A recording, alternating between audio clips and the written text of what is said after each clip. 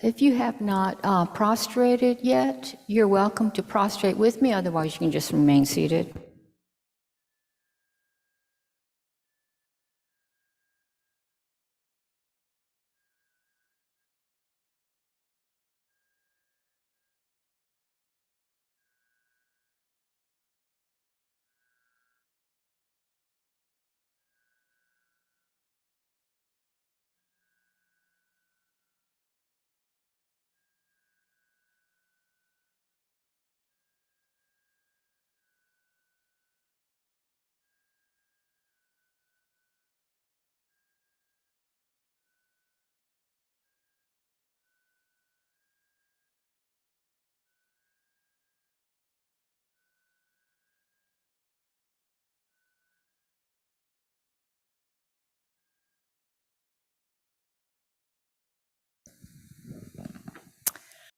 Okay, so Geshe-la is manifesting illness, so and he has asked Linda to tell me to see if I could sub for him, or just lead the class. So okay, I'll start with the prayers. Share the screen. Okay, so we'll start with the Lamrim Prayer on page 35.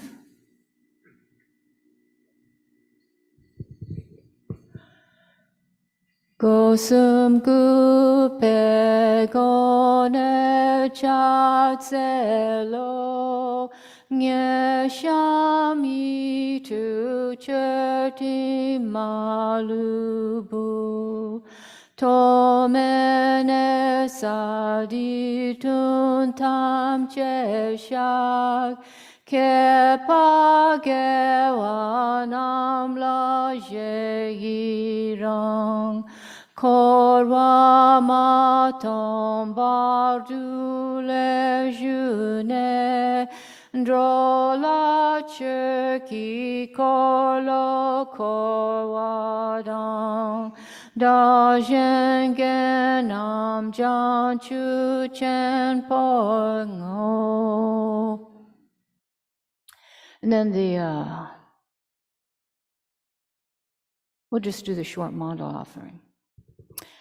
Sa ji per ki shu xing me tok tam ri rab lin ji ni de gen pa di sangye jing du mi te ua i do kunam dak jing la che pa shok. Okay, and now on page 98, the refuge in bodhicitta prayer. So instead of saying Chunyin in the third line, say Jinsog. Sangye chedang so ki chonam la janchu ba du dani kyap suchi dagi chun yochi se panyangi do la benchir sangye tu pa sho. Sangye chedang so ki chonam la janchu ba du dani kyap suchi dagi jin so ki personam gi do la benchir sangye tu pa sho. Sangye chedang so ki chonam la janchu ba du dani kyap suchi dagi jin so ki personam gi do la benchir sangye tu pa sho. Okay, so I just want to get to that point. All right, I'll stop here. Okay, so as I mentioned before, in case you hadn't come in yet, Geshe-la is manifesting illness, and he has asked me to fill in the time for him.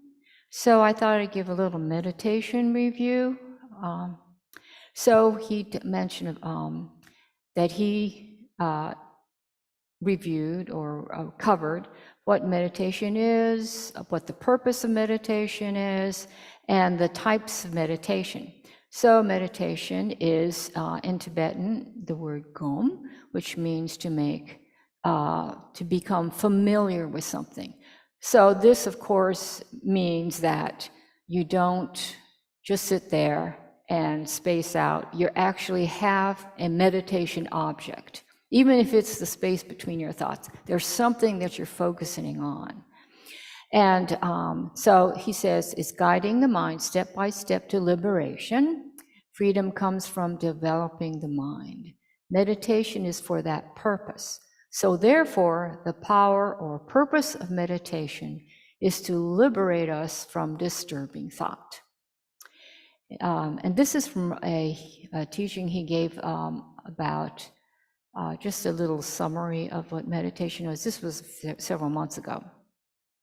It doesn't matter whether you're a Buddhist or not, we all have mind.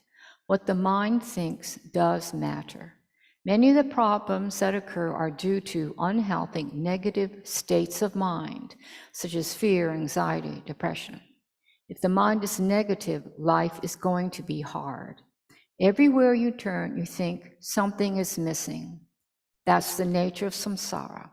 It's full of complications, dissatisfaction, and problems. If you don't like complications, if you are sick of samsara, seek liberation. So for the types of meditation, I thought of explaining this in terms of how we create realizations, Lamrim realizations, when we do the study. So first, there's review meditation. So you receive the teachings directly from a teacher, or maybe you're reading a book or whatever, and then you review that topic, whatever it is, such as impermanence, over and over and over again. You might even memorize the passage that you're reading. It could be something from the Foundations of All Good Qualities, for example. You might have memorized that prayer, so you would just repeat that over and over. So that's review meditation. And then the next one is analytical meditation. And Pabomba Rinpoche says analytical meditation is the exercise of eliciting experiential realizations by contemplating a particular meditation topic from every standpoint and in every way, using scriptural citations and sharp reasoning.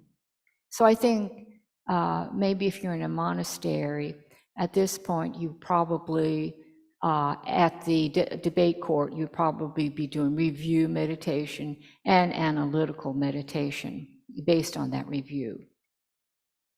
And then when you gain a spiritual realization or an aha moment, something shifts in your heart, then you focus single-pointedly on it, and that single-pointed meditation.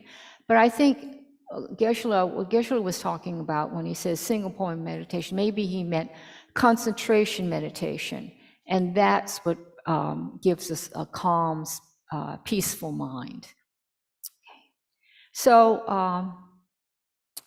he mentioned the 5 faults and 8 antidotes for calm abiding. This isn't just meditating, once in a while, or maybe every day. This is when you want to be able to focus on an object for as long as you want, a particular object for as long as you want, single-pointedly, without distraction. So first, fault is laziness.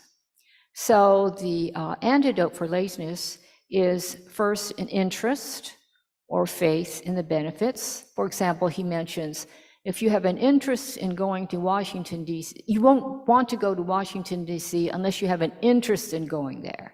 So you want to go, you heard about all the Smithsonian Museum, so you really want to go. So you've got an interest in going. So that overcomes your laziness for not even thinking of going. And then you have a yearning to go. And then joyful effort, and then pliancy, physical and mental pliancy. Those are the antidotes for laziness. And the next fault is forgetting the instruction. And I don't know why they call it forgetting the instruction, but what it refers to is forgetting the meditation object. So the antidote for that is mindfulness. And then there's sinking an excited mind, and the antidote for those faults is introspection. And sometimes Geshe-la will talk about this little fish that swims in the water, but it doesn't cause any currents or waves in the changes in the water at all. It's still like a peaceful mind, and this fish is swimming through there. That's introspection. It's checking to see whether your mind is sinking or excited. And then the fault of under-application of the antidote is application of the antidote, and over-application is equanimity. So those are the 5 faults and 8 antidotes of calm abiding.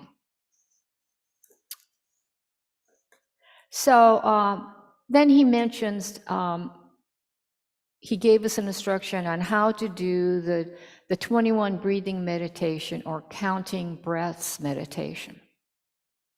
And the purpose of that is to neutralize the mind. So it's one of the tools for doing that. For example, so before you start meditating, that's one of the things you do. After you get into your position, meditative position, then you examine your mind.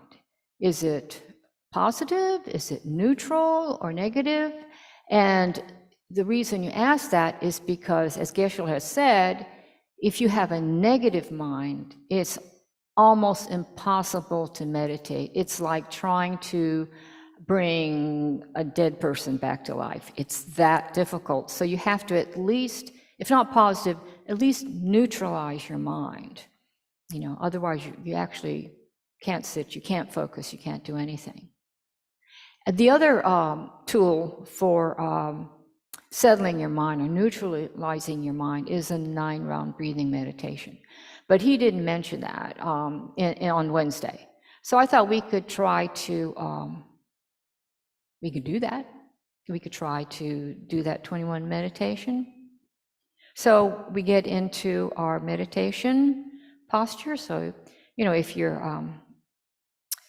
in the text, it talks about having either a full Vajra or half Vajra cross legs. Full Vajra cross is like, as all of the Buddhas are, on all the Tankas, they're all sitting in the full Vajra cross position, except for Maitreya and Tara, and Chenrezig, of course, he's standing.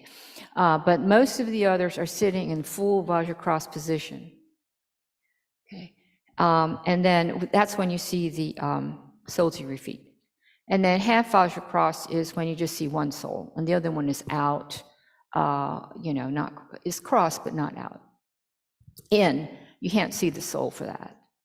Okay, so your back is straight, your shoulders straight and even, your eyes are not tightly closed or wide open, looking down at the tip of your nose. Your head is tilted forward. He mentions his hands right on left, the thumbs touching. And your lips and your jaw are relaxed. Your tongue on the roof of your mouth.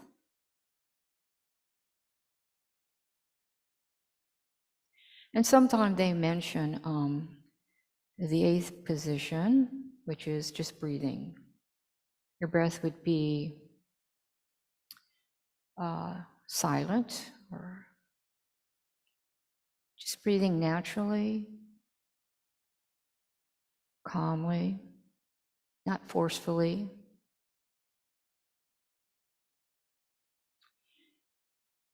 And then to start, you exhale deeply through your mouth.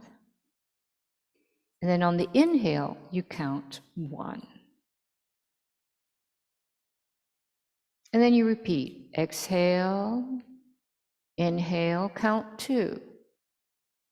And you keep repeating this until you reach your goal. It could be 7 breaths, 14 breaths, 21 breaths. And if you lose count, then you start over. Start with the number 1. So let's do that for a moment.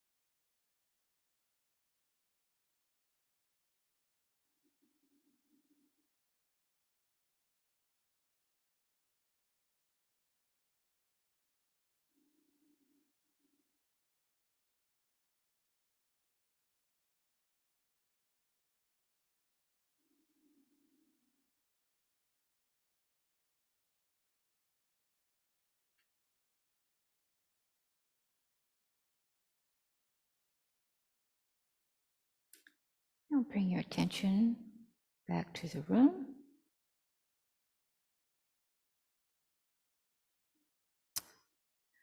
So Geshe-la says that when we're able to meditate without distraction for 21 continuous breaths, you have reached the first stage of the 9 stages of calm abiding, which is called inner or mental placement. When you can place your mind on that object, which is the same, you don't change the object, whatever it is, for the length of time it takes to recite a mala of mantras, then you reach the second stage, which is continuous placement. Then he talked in great length about the self-cherishing mind, and about bodhicitta. So the 2 main obstacles to liberation are the self-cherishing mind and the self-grasping mind. So in his text, in Entering the Middle Way, Chandrakirti says, beings think I at first and cling to self. They think of mine and are attached to things.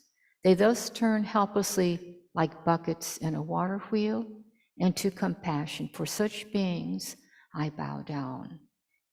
I think he may say that prayer after we say the Refuge and Bodhicitta prayer. I think he may have mentioned that once. So the altruistic mind is the antidote to self-cherishing. Bodhi means enlighten and citta means mind. Bodhicitta is the compassionate wish to attain enlightenment for the benefit of all beings. And there are 2 types of bodhicitta, aspiring and engaging. Geshe-la says it's the hardest thing to do, but it's the best thing to do. And he said through practice and training, our mind will change. Maybe it'll take a while, but it will change. And he often quotes this verse, chapter 7, verse 30 in Shantideva's Guide to the Bodhisattva's Way of Life. So having mounted the horse of an awakening mind that dispels all discouragement and weariness, who, when they know of this mind that proceeds from joy to joy, would ever lapse into despondency. And then he also mentions, we chant this verse from the Guru Puja. We chant it very slowly, usually in Tibetan. It's on exchanging self and others. And thus, perfect, pure, compassionate Guru, I seek your blessings that all negative karmas, obscurations, and sufferings of mother transmigratory beings may without exception ripen upon me right now, and that by giving my happiness and virtue to others, all transmigratory beings may experience happiness. So exchanging self and others is a really advanced practice. I think it was actually a hidden practice at first. So, if you can't do this, you can practice it on yourself. For example, maybe taking the suffering that you experienced. Maybe you had a very unfortunate experience in your past, like as a child or whatever, in school, with your peers, with an adult, whatever. And then, take that suffering and let it ripen on you now. And then take that and then give all your merit and virtue and love and compassion, positive energy to that suffering. And, sort of breathing in and breathing out like that, just for yourself, if it's too hard to do it for other beings. But I thought we could try to practice this for this beings in the 6 realms, because it's, I think, something that we can do every day. And if you don't have time, you can combine them. For example, you can take the suffering of hell realm beings, hunger realm beings, and beings of the animal realms, and then breathe all their suffering in, and then breathe out all your virtue and merit and so forth, all your happiness to them. So that's 3. And then you can breathe in all the suffering of all human beings, demigods, and celestial wild beings, and then breathe out all your virtue and happiness and merit and so forth, and to all the humans, demigods, and celestial realm beings, and then dedicate. It takes what, 2 minutes? Maybe 30 seconds. But I thought we should try this. This is either from Pabonka Rinpoche or Lama Zopa Rinpoche. I think this is from Rinpoche. So I just want to do this whole practice with a motivation and a dedication. So if you wanted to do it at home, you could do this if you can. So this is the. It's not a motivation, but you're setting the visualization. You think, all sentient beings are around me, the sentient beings of the 6 realms. They are numberless, and like me, they want to be happy, and they do not want suffering. How wonderful if I alone experience the sufferings of all the numberless sentient beings. And then think, whatever sufferings hell realm beings have, may they ripen on me. And then breathe in, because you're taking those sufferings. All the suffering in the hot hells and the cold hells are shed and dissolve into the self-cherishing at the center of your heart. And then visualize they are without suffering and are purified. So in other words, when you do this practice, don't think that you have to jump into the fire hells of the hot hells, or that you have to, take off all your clothes and go into the, freezing cold hells. No, what you're doing is taking that suffering and dissolving into your self-cherishing at the center of your heart. So it's sort of like a win-win situation. Self-cherishing and self-grasping. Okay, so you're okay. So you breathe in the suffering of the hell realm beings, hoping they ripen on you. And then think, as you breathe out, whatever happiness, virtue, and merit I have, may it ripen on all hell realm beings. And then visualize sending soothing rains to the hot hells, and warm sunshine and clothes to the beings in the cold hells.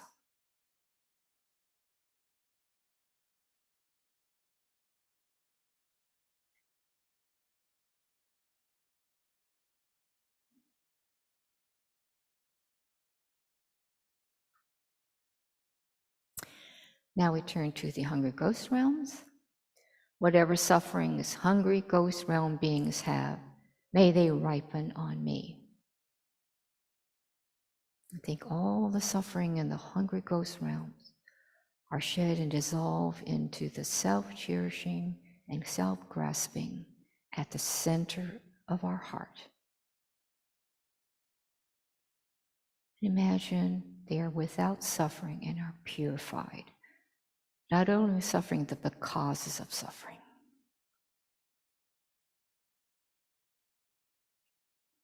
Whatever happiness, virtue, and merit I have, may it ripen on hungry ghost realm beings. And then imagine sending beautiful locations, mansions, abundant, delicious, nutritious food and drink to all beings in the hungry ghost realm. So breathe in their suffering and breathe out your merit.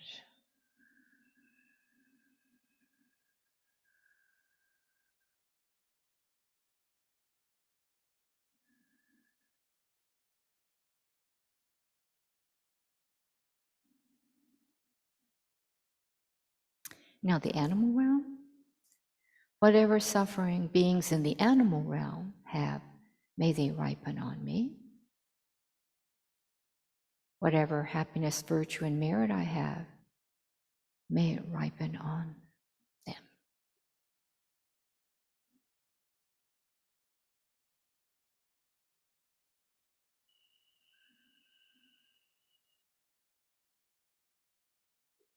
You might visualize animals that are abused, used for labor, abandoned, beaten.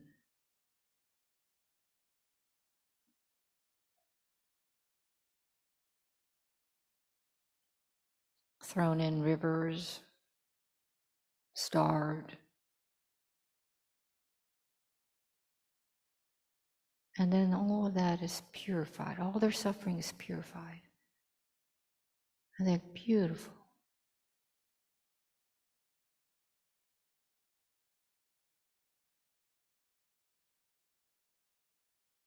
And they also have wisdom, knowledge, even more than they have.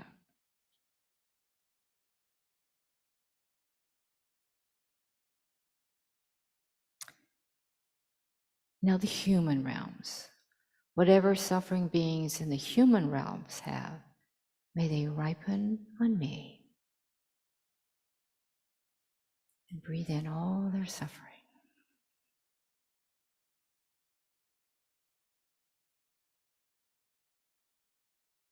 Might think of people who are in like in the Ukraine, for example, are experiencing hunger, thirst, refugees trying to get into the United States, Canada, away from their country, war-torn country. People who are experiencing physical abuse, sexual abuse, human trafficking, those who want education but who can't afford an education, those who want clothes, food, drink.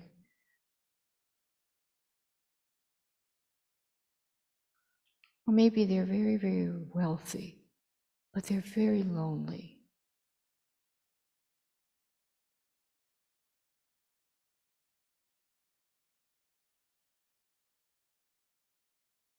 All those humans, whatever happiness, virtue, and merit I have, may it ripen on beings in the human realms. Breathe in the suffering, breathe out the virtue and happiness and love and merit, all beings, human beings.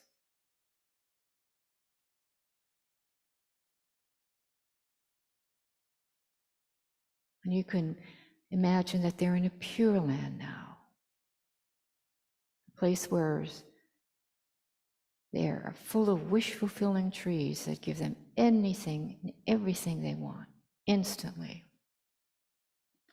Where the trees and the birds are singing Dharma. Where you can receive the teachings of Maitreya Buddha directly.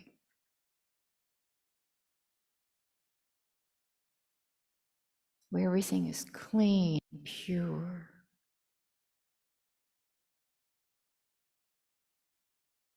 And now the demigod realm, whatever suffering beings in the demigod realm have, may they ripen on me.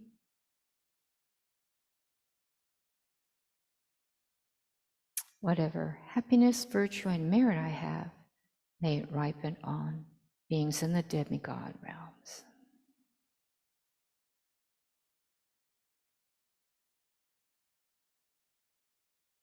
Demigods are very jealous of the celestial realm beings. So maybe through your virtue, you relieve them from that jealousy and give them all the things that the beings in the celestial realm beings have.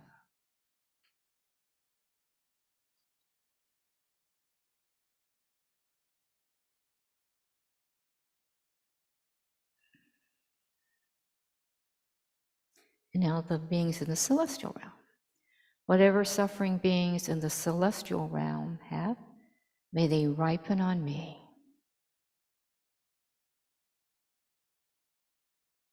Now, celestial realms for a very, very long time experience just unimaginable luxury in all the five senses. But at the time of death, or just before the time of death, they realize that they've used all their merit, and so they will fall into the lower realms. And they know that, so they've experienced indescribable suffering. So we'll take that suffering away from them and purify, help them purify that suffering and the causes of that suffering.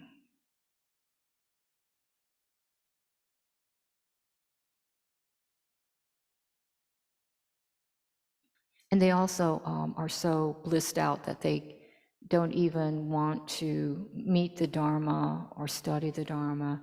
So we're giving them all the causes to meet the Dharma and perfectly qualified Mahayana virtuous teachers. Whatever happiness, virtue, and merit I have, may it ripen on all celestial realm beings.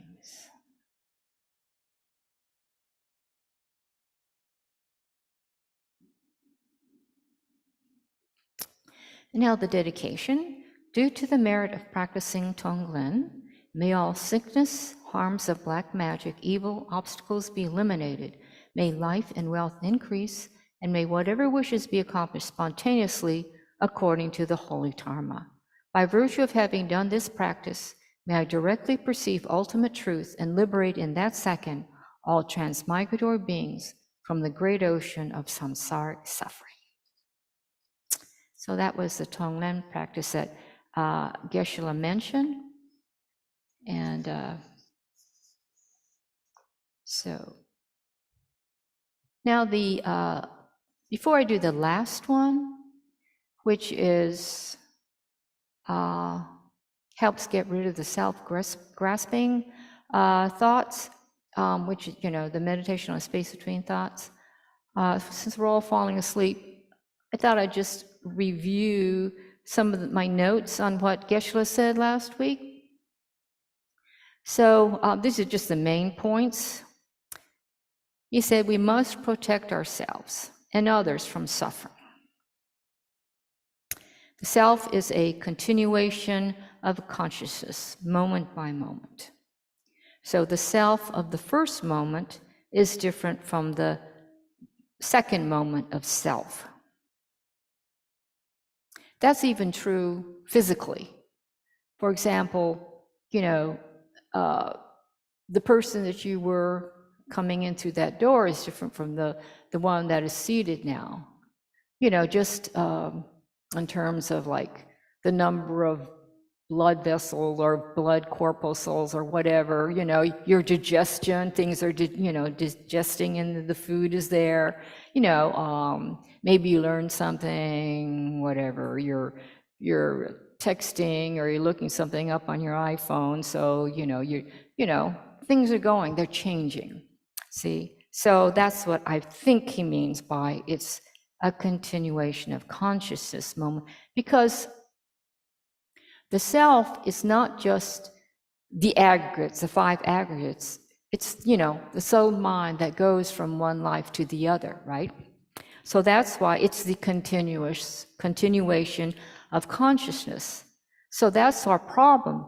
We think that this self, which is, our body, what we label now at this moment, is going to, get sick, get old, die, and then it will either completely pass away, be gone forever, permanent, or it will never change and it'll always be like this, forever, or after death it just goes into the black hole and nothing happens.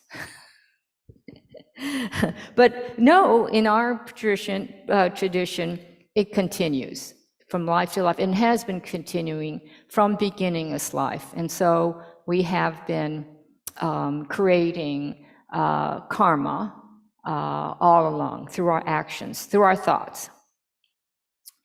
And he says, don't think only of ourselves, He said, a necklace is a collection of beads, not just one bead. So we experience a self as an independent self, inherently existing, not merely labeled. So who is experiencing this suffering? So it's this merely labeled self that is experiencing this suffering. No one wants suffering. Meditate on the compassion to help others. You see the value, the meaning. Your mind makes things. You know, it's like in the Dhammapada, with your mind, you know, you make the world.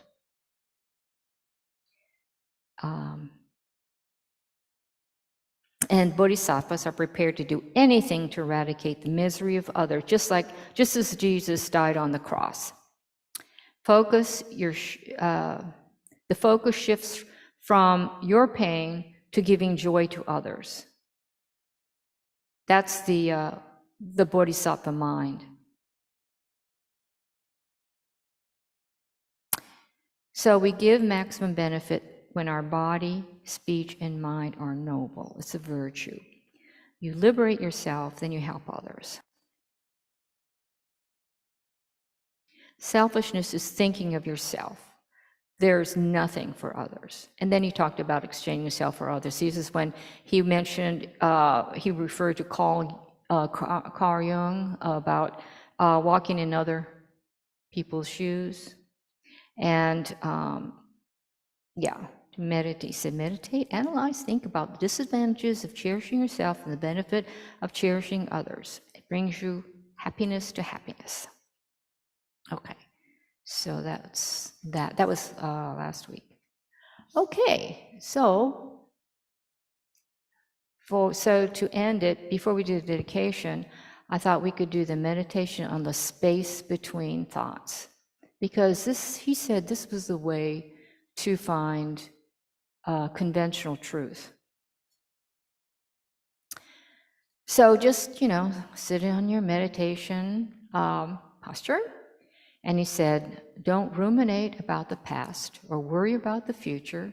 Just be here in the present moment. And what he means literally be right here in the Gampa on your seat. Don't go out to La La Land or don't go out to Whole Foods or whatever. Be right here. Be aware that you are here in this present moment.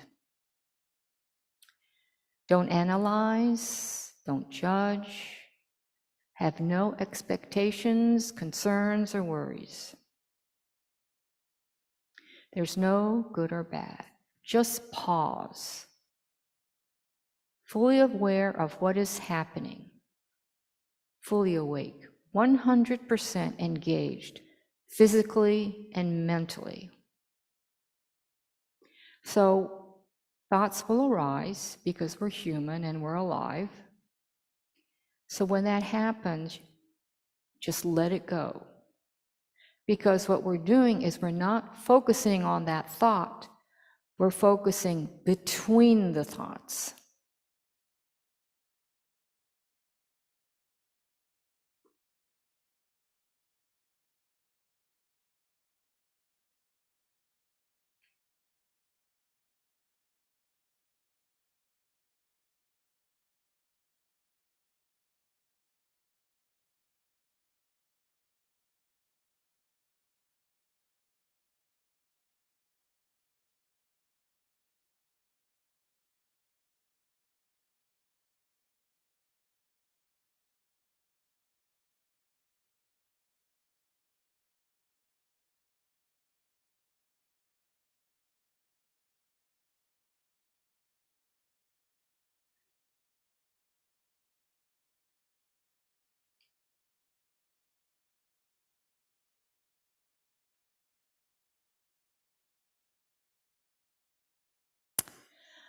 Okay, bring your attention back to the room. And Geshe-la said that if you're not trying to achieve the 9 stages of calm abiding, you can change your meditation object as often as you want to. So that's why he does these other meditations. So if it's all right, I'd like to start the dedications. Okay, so I will share the screen.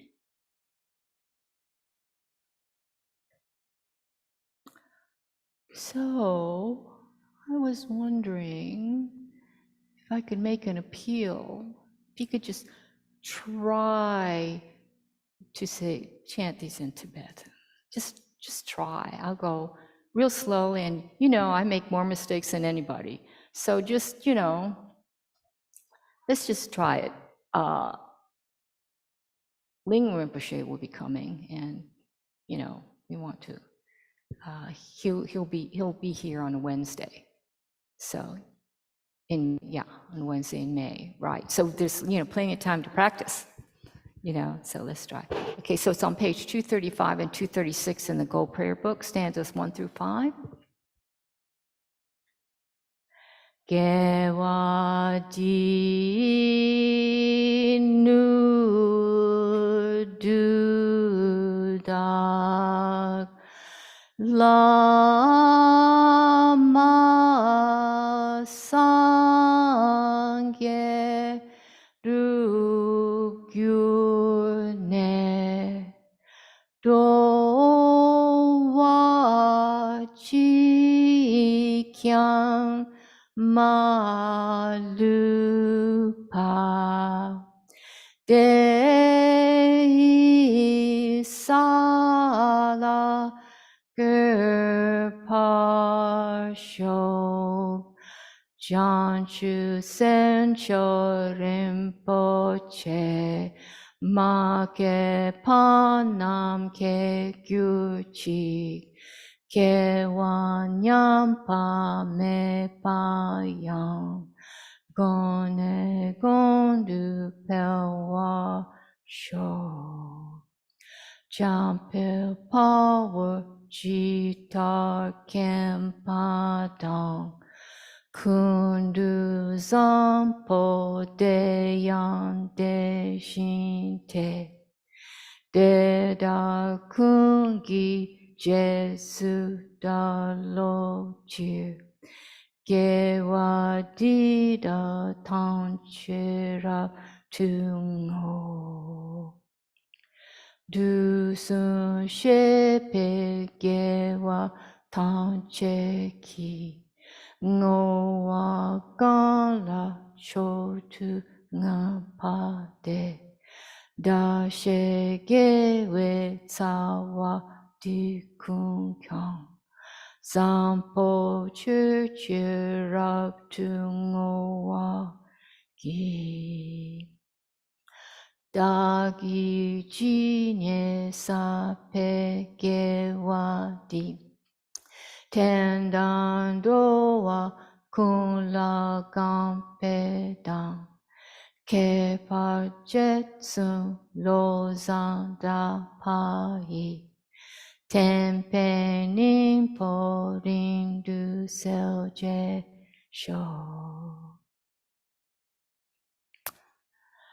And then on page 244, the Long Life Prayer for His Holiness. Garira we ko we shinkam dear. Pendan dewa malu shuwe ne. Chen re si wan ten sing gyat so yi. Sape si te bardu tengyu chi. Then 245 or Sarah J. Kensel Rinpoche Jetsun Lo Sandel. Jonu ie na la wa yo tu. Awatare tembara sopa. Lo zangel de ton le bel cho. Jasir gengyu lama sowa de. And then the prayer, the Swift Return for Lama Zopa Rinpoche is on the back cover. Oh, we're doing this in English. Peerless teacher, an assembly of the children of victorious Swan Shravakas and Pratyeka Buddhas, victorious Losang, father and sons, along with the lineage masters, all the objects of refuge of the infinite lands, Please bestow the virtue and goodness to accomplishing this prayer here and now. Holding and spreading the Muni's precious and complete teachings through explanation and practice, wear the armor of patience that is never discouraged, incomparable venerable Guru, to you I make request. While striving single-pointedly for the sake of the victorious one's teachings, the sole gateway through all benefit and happiness emerge, and from other living beings, you suddenly departed peace. What a great loss. Nevertheless, through the undeceiving truth of the blessings of the ocean of the three jewels and the great waves of bodhicitta of the children of the victorious ones, may the smile of a new reincarnation swiftly beam in glory for fortunate disciples. And then on the inside front cover, prayer for the long life Geshe Gelek. Ge lam na dem pe de pern chok. Le she dam pa te we ni mo je. Chu ki sa wa min ton shen yen chok. Da pa pon we lama sap ten chi. Supreme God, you lead us on the many paths of virtue. A shining sun, you give us the best of excellent explanations. Supreme virtuous friend, you are constant Dharma companion. Lama, who is renounced fame, may you ever remain. And then the prayer for Geshe Sangpo's long, healthy, happy life, also on the front cover. Gewe chuki bachara tenching. Pel de la me dang yak ning la chang. Zang pu ja we nin tsen da je pe. Shen yen chen po ku zerap ten ching. And then 7 Tara mantras for all beings. Om tare tu re so ha. Om tare tu re so ha. Om tare tu re so ha. Om tare tu re so ha. Om tare tu re so ha. Om tare tu re so ha. Om tare tu re so ha. Yay! I heard voices. You! Woohoo! Thank you. Thank you very much. Thank you. Let's pray that Geshe comes back next Wednesday. Please, please, please. Thanks everyone online for joining. Thanks everyone in the GAPA for joining. Thank you. Thanks, Good Suman. night. Thank you.